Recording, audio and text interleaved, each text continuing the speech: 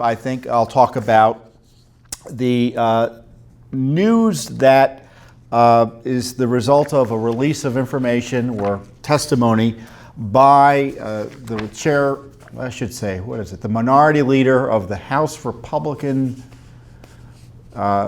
portion of the Judiciary Committee. So the Judiciary Committee is now run obviously by the Democrats on the House side, and Congressman Collins is the ranking member on the Judiciary Committee. And he's begun releasing testimony of the various witnesses who have testified to the House over the last year or so about the deep state conspiracy against President Trump. Congressman Collins, who frankly I've never heard of before until he became a ranking member of the Judiciary Committee, has taken some important steps in bringing transparency to what Congress has been doing. Because what had happened is they had taken this testimony of people like Peter Strzok, Lisa Page, Bruce Orr, Christopher Steele, I think, Glenn Simpson, people like that, but it hasn't been released to the public. Because what has happened is that the Republicans last year sent it over to the Justice Department just in case there was classified information in there that the Justice Department or the FBI wanted to hold back. And it turns out they just sat on it. The Justice Department and the FBI hasn't authorized the release of any of it, even though it's pretty clear much of the testimony doesn't concern classified matters. In fact, the testimony was geared to avoid discussion of classified matters. So the Republican minority has had enough, and they started releasing the documents. And they're not waiting for the Justice Department because they're obviously in cover-up mode, as they've been throughout the entire Trump presidency when it comes to protecting the deep state conspiracy against President Trump. So last week he released Bruce Orr's testimony, and this week he released Lisa Page's and Peter Strzok's testimony. And I have here, this is what Lisa Page's testimony looks like. And what it does, the testimony is confirmation of this illicit, illegal effort to destroy President Trump. So this testimony here is, in my view, evidence of a crime. It's evidence of a crime, and who's the victim of the crime? President Trump. Because you had people like Peter Strzok and Lisa Page who evidently, by their own admission, couldn't stand President Trump, opposed his candidacy, sending text messages back and forth about we hope that Trump loses, he can't win, will he win? No, we'll stop him from winning. Peter Strzok wrote.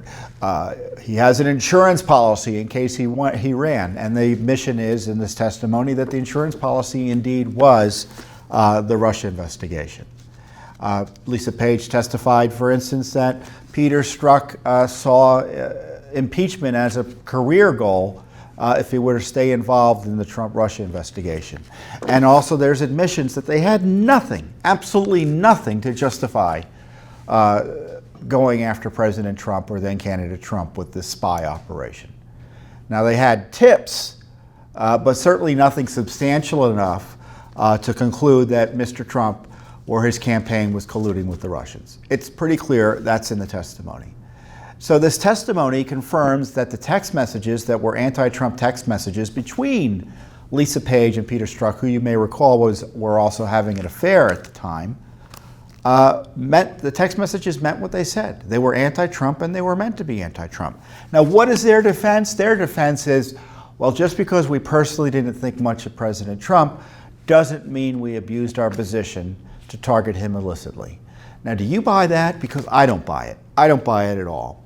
And it just strikes me that how outrageous it is that despite all this evidence, that the Justice Department has allowed this investigation, tainted by this misconduct by people like Strzok and Page, have allowed that investigation into President Trump to continue.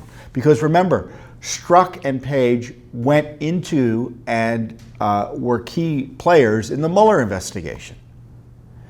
And only after these text messages came out as a result of an Inspector General investigation did Mueller bring Strzok in, according to Strzok's testimony that was released, and tell him he had to go. Now, of course, Mr. Mueller didn't ask Mr. Strzok, according to Strzok's own testimony, well, did you do anything inappropriate as a result of your bias against President Trump? He was never asked the question by Mueller. And isn't that interesting?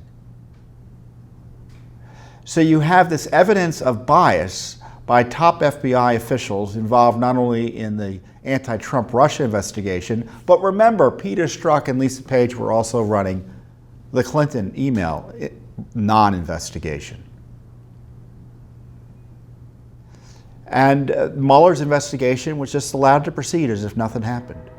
And if the Justice Department was being honestly run, there's a train coming by, as you can hear, they would have shut the Mueller investigation down due to the prosecutorial misconduct related to the FBI agents that had it in for President Trump.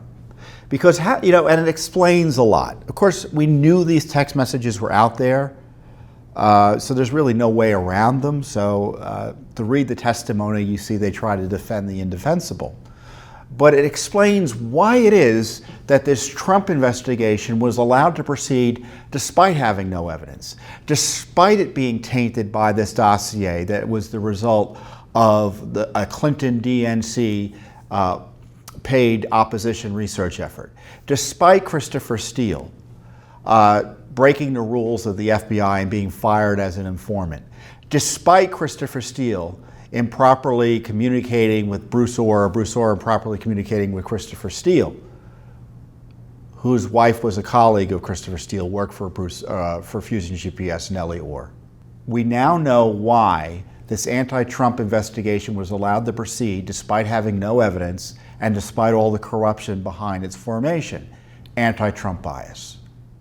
Because if it were anything else, anyone else being targeted, any other type of investigation that was being run on the up and up, it would have been shut down. And this is why the Mueller operation needs to be shut down. And as I've said before, and it looks like the president has tweeted this as well, there should be no Mueller report. So we're going to allow Robert Mueller and his partisans that he's hired, Andrew Weissman, the #2, who evidently is leaving. The Judicial Watch uncovered was an anti-Trumper who wrote an email to Sally Yates, the holdover Obama official who tried to thwart President Trump's travel ban. He was all in support of that lawless act. And he also went to Hillary Clinton's election night party. So these folks are going to be allowed to write a, quote, a report on President Trump on top of everything that Peter Strzok and Lisa Page was doing? So this testimony confirms the corruption behind the Mueller investigation. That's ongoing. So it isn't like it's in the past, it's ongoing. Now on top of that, you have the testimony confirming that the Clinton email investigation was a sham, was corrupt, and was wired from the beginning.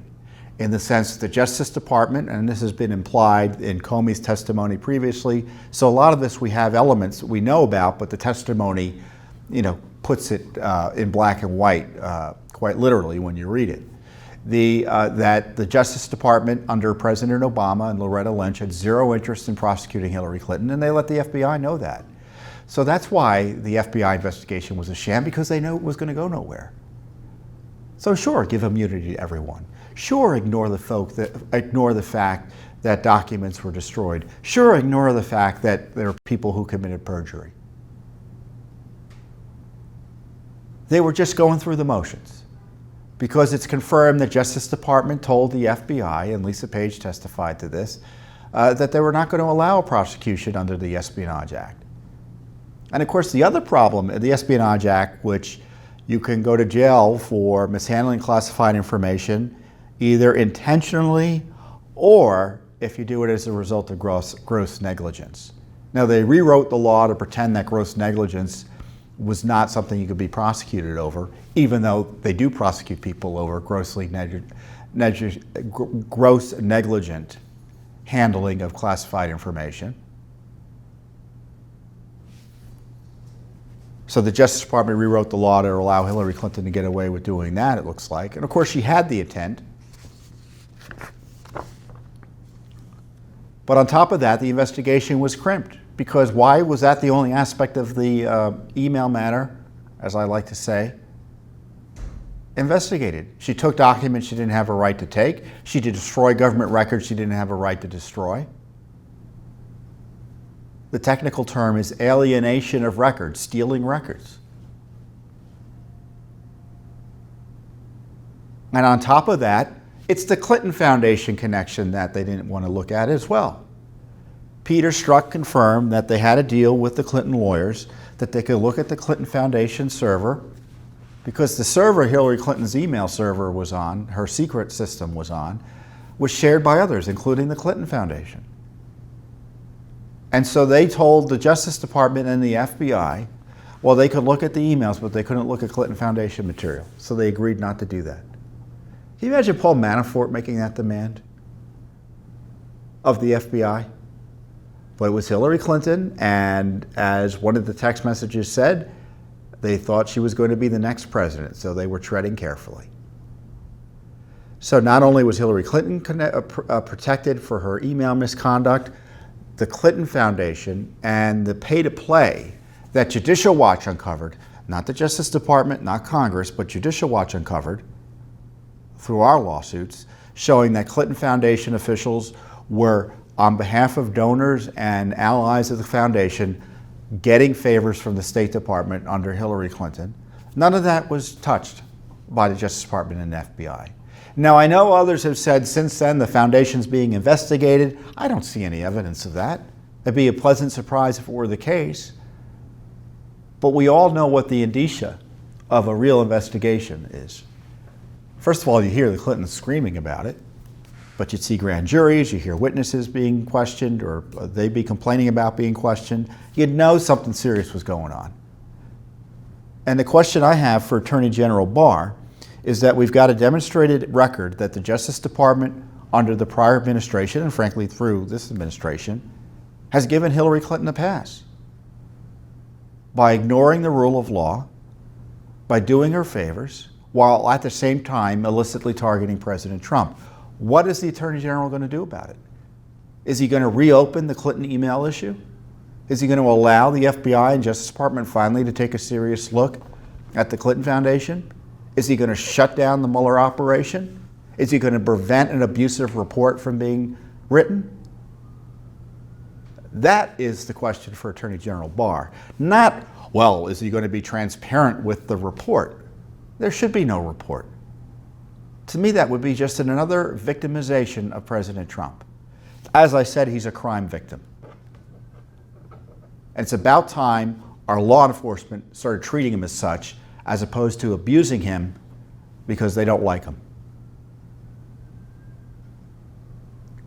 And right now, the FBI and the DOJ is more concerned about protecting their own reputation and letting Mueller do whatever he wants to do,